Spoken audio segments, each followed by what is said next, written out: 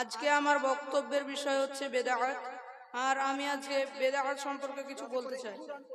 শব্দের অভিধানিক কথার অর্থ হচ্ছে বেদাত, কোনো বস্তু বা কোনো কাল বা স্থানে গ্রহণ ব্যতি রেখে বস্তু সৃষ্টি করা বা উৎপাদন করা।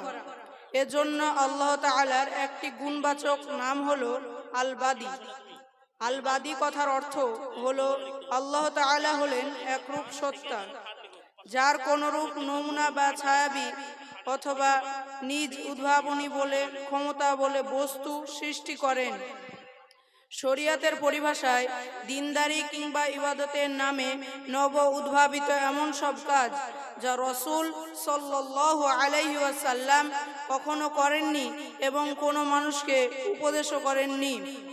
সুতরাং দিনদারি কিংবা ইবাদতের নামে আল্লাহ রাসূল সাল্লাল্লাহু আলাইহি ওয়াসাল্লাম অথবা সাহাবায়ে কেরামগণ অথবা তাবেঈনদের যুগে পাওয়া যায় না, তা কোনো দিনদারি নয় বা কোনো ইবাদত নয়।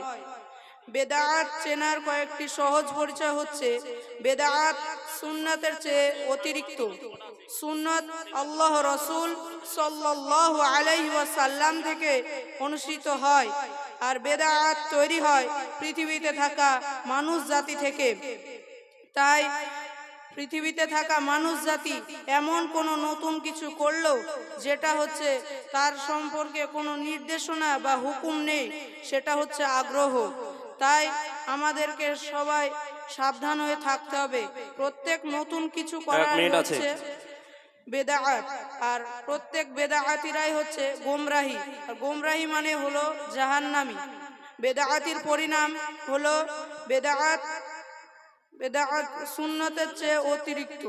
বেদাতিদের চরমভাবে লজ্জিত হতে হয় এবং বেদাতিরা হাসরের ময়দানে হাউজে কাউসারের পানি পান করতে পারবে না। আসসালামু